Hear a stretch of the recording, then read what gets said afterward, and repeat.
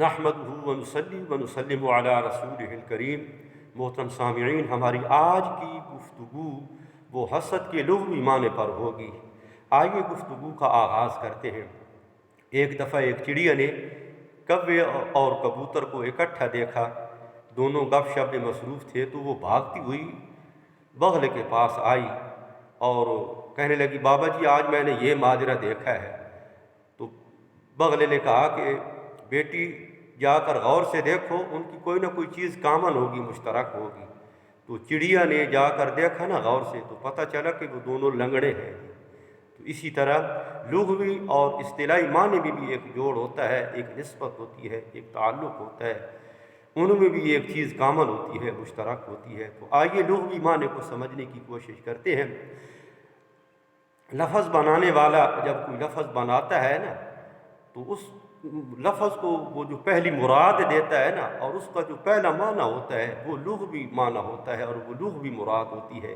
اور جب لغوی معنی کا لحاظ کر کے کوئی دوسرا معنی قائم کیا جاتا ہے، اس لفظ کا جب کوئی دوسرا معنی رکھا جاتا ہے تو وہ اصطلاحی معنی ہوتا ہے، لیکن اس اصطلاحی معنی میں لغوی معنی کا لحاظ کیا جاتا ہے۔ جیسے یہ لفظ رمضان ہے جی، تو اس کا ایک لغوی معنی ہے اور ایک اصطلاحی معنی ہے۔ اس کا لغوی معنی ہے لوہار کی بھٹی، اس میں آگ کا ہونا، زنگ آلود لوہے کا اس میں جانا، پھر لوہے کا سرخ ہو کے باہر آنا، پھر لوہار کا اس کو ہتھوڑے کے ساتھ تھوڑا سا کوٹنا، اور پھر لوہے کا بالکل نکھر کے سامنے آ جانا، یعنی کہ اس کی ساری جو زنگ ہے وہ ختم ہو جاتی ہے جی۔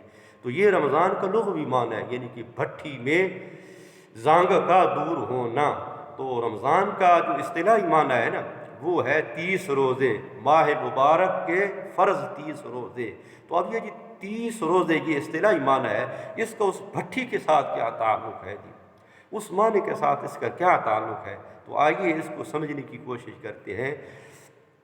جیسے بھٹی میں زنگ آلود لوہا جاتا ہے، اس کی ساری زنگ ختم ہو جاتی ہے، تو اسی طرح ایک زنگ آلود دل والا انسان مسلمان جب وہ اس ماہ مبارک میں روزوں کا حق ادا کرے گا تو اس کے دل کی زنگ ساری زنگ ختم ہو جائے گی۔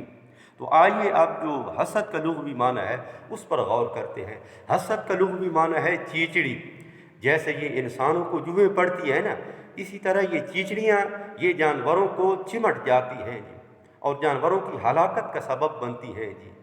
تو حسد کا لغوی معنی چیچڑی، اور ہم نے کہا کہ اصطلاحی اور لغوی معنی میں نسبت ہوتی ہے، ایک تعلق ہوتا ہے۔ تو یہ جو چیچڑی ہے، حسد کا لغوی معنی چیچڑی، اس کا اس معنی کے ساتھ کیا تعلق ہے جو حسد کا اصطلاحی معنی ہے، یعنی کہ دوسروں کو حقیر سمجھنا۔ آئیے اس کو سمجھنے کی کوشش کرتے ہیں۔ تو چیچڑی، اس کے کردار پر غور کرنے سے معلوم ہوگا کہ اس کا اصطلاحی معنی کے ساتھ کیا تعلق ہے۔ یہ جو چیچڑی ہے نا، یہ جانوروں کو چمٹ جاتی ہے، یہ جانوروں کو کاٹتی رہتی ہیں، اور یہ جانوروں کا خون چوستی ہیں، اور جانوروں کے اندر جو ریڈ بلڈ سیلز ہیں نا، سرخ خلیے، ان پر کوئی اس طور پہ اثر انداز ہوتی ہیں کہ وہ انتہائی بگاڑ کا شکار ہو جاتے ہیں، وہ سیلز وہ پھٹ جاتے ہیں، اور آخر کار جانوروں کا جو پیشاب ہے نا وہ بھی خون آلود ہو جاتا ہے، اور اس مرض کی جو انتہا ہے وہ جانور کی ہلاکت پر ہوتی ہے جی۔ تو آئیے آپ دیکھتے ہیں کہ اس کا اس کے ساتھ کیا تعلق ہے جی، حسد کے ساتھ کیا تعلق ہے۔ تو جیسے یہ چیچڑیاں یہ جانوروں کو چمٹ کے یہ جانوروں کو ہلاک کر دیتی ہیں، جانوروں کی ہلاکت کا سبب بنتی ہیں، تو اسی طرح یہ حسد بھی چیچڑیوں کی طرح یہ دل کے ساتھ چمٹ جاتا ہے اور حضرت انسان پر ہلاکت اور خسارے کے دروازے کھول دیتا ہے۔ اللہ رب العزت ہماری حفاظت فرمائے حسد سے۔ وما علینا الا البلاغ المبین۔